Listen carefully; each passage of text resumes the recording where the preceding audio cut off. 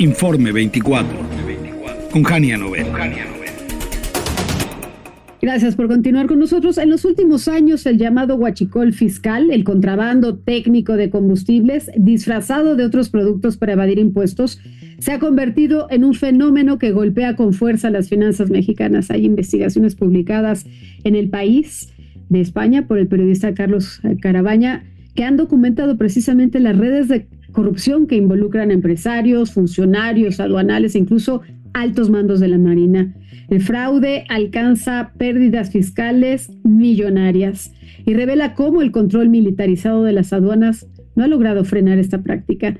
Hoy conversamos precisamente con Carlos Carabaña, colega periodista, para entender las dimensiones de este problema y los hallazgos más relevantes de su trabajo periodístico. Carlos, muy buenas tardes. Gracias por permitirnos esta conversación. ¿Qué diferencia ves en esta investigación entre el huachicol tradicional, el robo de combustible, y la ordeña de ductos de Pemex? ¿Es un nuevo fenómeno del huachicol fiscal o lo venimos arrastrando ya desde el sexenio anterior? Filtrada en Guacamaya Leaks es que la Sedena comenzó a detectar estos esquemas de huachicol fiscal principalmente a partir de 2020. Sí. ¿De acuerdo? Hay varios documentos de Guacamaya Leaks donde se advierte justamente de que se está utilizando los aditivos para aceites lubricantes justo como un disfraz para evitar pagar los impuestos que deben pagar los combustibles. Y lo detectan desde 2020. Nosotros, en una de nuestras entregas, nos dimos la tarea justamente de ver cuánto habían crecido estos aditivos para aceites lubricantes con datos de la Agencia Nacional de Aduanas. Y entonces tú ves que mientras que un año base lo normal es unos 1.500, 3.000 millones de kilos de aditivos, en 2021 y 2022 de repente se fueron a 15.000 millones, 14.000 millones, o sea, un incremento desmesurado, sin ningún sentido, fuera de toda lógica comercial, y que además, de nuevo, gracias a la información de Guacamaya, sabemos que es un disfraz, que el gobierno sabe que es un disfraz. Sí. Y nosotros le dimos la tarea de calcular cuánto sería esta carga si la pasáramos a líquidos petrolíferos, y casualmente coincide, se acerca mucho a las cifras que se calculan o que se estiman que hay de huachicol fiscal en el país, que es como un 30% del consumo de gasolinas. Sí, o sea, una cosa es la cantidad que subió exponencialmente de 1.500 kilos a 3.000 a las cantidades que nos hablas, millones. A millones. Y la otra es la tranza que se hizo haciéndolos pasar por aditivo cuando era combustible. Más del contrabando de combustibles es justamente era un disfraz. O sea, tú en el combustible tienes que pagar impuestos, ¿vale? Principalmente el IEPS. Sí. Pero claro, en los aditivos para aceites lubricantes no. Entonces, ¿tú qué haces? Tú dices que estás metiendo eso dentro del país, y lo que consigues con esto es que tú pues no pagues ese impuesto, y luego cuando lo vendes, ese impuesto que debes haber pagado es una ganancia. Es lo que se quedan, claro. Y un hallazgo muy fuerte de tu investigación es la implicación de la Marina en este esquema. ¿Qué papel juegan sus altos mandos? ¿Sabe por la investigación que hizo el gobierno de Claudia Sheinbaum, que se publicó el 7 de septiembre, es que hay dos hermanos que se llaman Manuel Roberto y Fernando Farías Laguna, que son sobrinos políticos del anterior secretario de Marina, secretario durante el sexenio pasado. Y ellos dos comandaban esta red. Y hay información de que esta red existe al menos desde 2022, por varias otras empresas, en la que se les acusaba justamente de ellos poner a marinos de su confianza, gente de su confianza, en puestos clave. Y ahora lo que nos hemos enterado es justamente por qué querían esos puestos clave y por qué precisamente las aduanas. Porque estos puestos clave lo que les permitían a ellos era operar esta red de contrabando. Sí. Esta red de contrabando de combustible. Estos puestos claves, ¿te refieres a las aduanas? Ahí en tus reportajes señalas las aduanas como puntos clave. ¿Qué encontraste sobre su papel en este contrabando? Las aduanas son los lugares de entrada de México de las mercancías, ¿de acuerdo? Sí. Esta red en particular operó en 4 aduanas, principalmente en Tampico y Altamira, pero también en Sonora y Ensenada, ¿de acuerdo? Bien. Las aduanas es justamente donde ocurre este contrabando. Es justamente donde están estas redes. que introducen este combustible. Pero lo que encontramos nosotros también, lo que te comentaba antes, de los aditivos para aceite lubricantes, encontramos que no son solamente estas, sino que estos crecimientos raros y exponenciales, estas importaciones atípicas, por así decirlo, se dieron en un total de 21 aduanas del país, principalmente costeras, pero también carteras. 21. 21 aduanas en 3 estados. Vaya, y el control militar, lejos de resolver el problema, se volvió, como dices tú, un regalo envenenado. Sí, o sea, yo, por lo que entiendo, o sea, las aduanas antes no es que no fueran los mejores lugares del mundo, los lugares completamente exentos de estas prácticas, ¿de acuerdo? Pero se les entrega a los militares, las terrestres, al ejército, la marina, los puertos de las marinas, justamente con esta idea de incorruptibilidad, ¿no? Y de eficacia. La incorruptibilidad ya vimos que en este caso no operó, porque tenemos una red muy bien documentada, comandada por los propios marinos.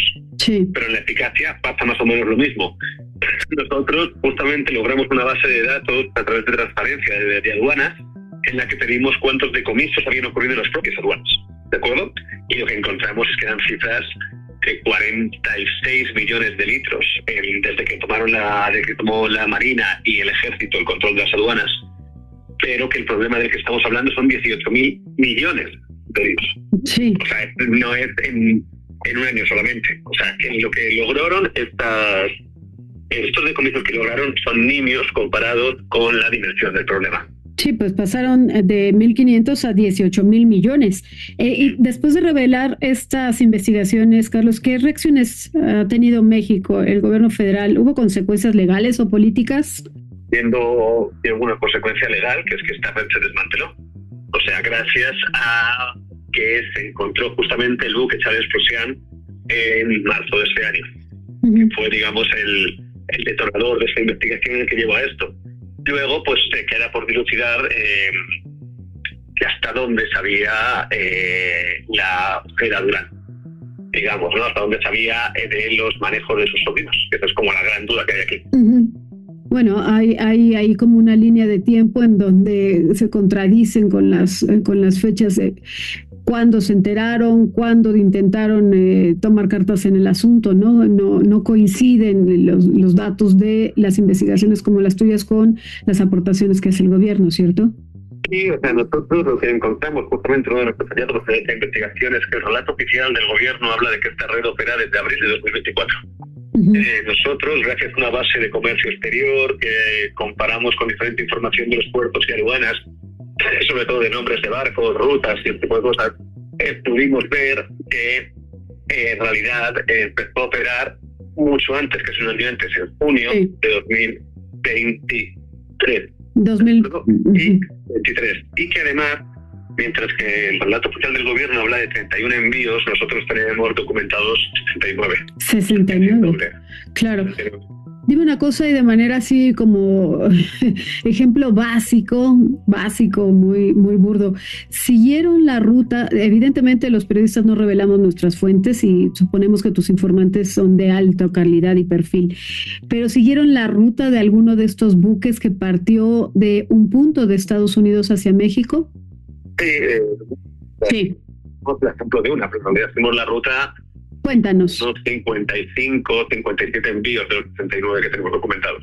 Y entonces encontramos que todos ellos parten de los mismos puertos de Estados Unidos, tienen las mismas empresas importadoras y exportadoras, y llegan, desembocan y desembarcan todos exactamente en el mismo punto de Altamira o de Tampico, que por lo que sabemos son lugares donde es necesaria la colaboración de las autoridades y que justamente utilizan estos puertos muy determinados porque son los que tienen bajo control. Sí. Y la ruta, tú si la sigues, ves como, por ejemplo, se van poniendo más golosos a medida que iban viendo que la impunidad era norma, porque, por ejemplo, al principio cada barco hacía un solo viaje y se iba, digamos, ¿no? De un barco cargaba en Houston, bajaba hasta Tamaulipas, pero a partir de que empiezan a, digamos, no sé qué decirlo, a agarrar confianza, hay barcos que hacen 4, 5, 6 viajes seguidos.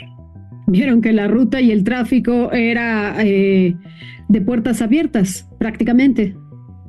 Pues bueno, vieron que no había consecuencias y que podían repetir los mismos esquemas reiteradamente.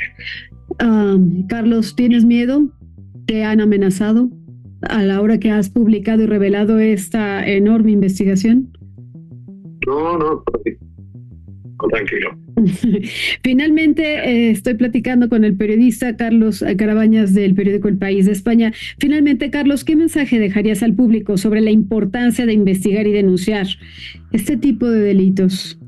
Estamos hablando de que este delito es un daño gigante en el erario público. Sí. ¿De acuerdo? O sea, esto puede parecernos muy abstracto, pero en realidad todos los impuestos, todo lo que no se paga para el erario público son menos carreteras, menos ayudas sociales, o sea, tiene una serie de consecuencias reales y es un daño terrible justamente a México como país. Te agradezco mucho la conversación, que hayas compartido con nosotros esta investigación y sí, finalmente el silencio solo beneficia a quienes se enriquecen ilegalmente. ¿Puedes compartirnos para el auditorio que nos escucha, Carlos, en dónde encuentran la investigación completa, si tienen cuentas de internet o un link en donde aparezca? Bueno, por supuesto, esto lo pueden buscar en elpaís.com, en la edición mexicana. Y bueno, tenemos ahí como unos tags que se ponen, si buscan Huachicol Fiscal, El País, México, les van a salir todas las diferentes investigaciones que hemos sacado nosotros, yo y mis compañeros, en nuestro diario.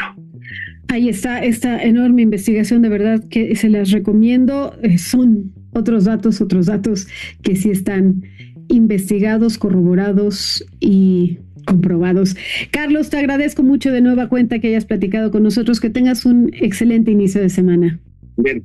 Muchas gracias, Carlos. Es Carlos Carabañas, periodista investigador del País, España, y donde pueden encontrar esta investigación, elpaís.com, en su versión México. Gracias, Carlos. Un abrazo. Volvemos.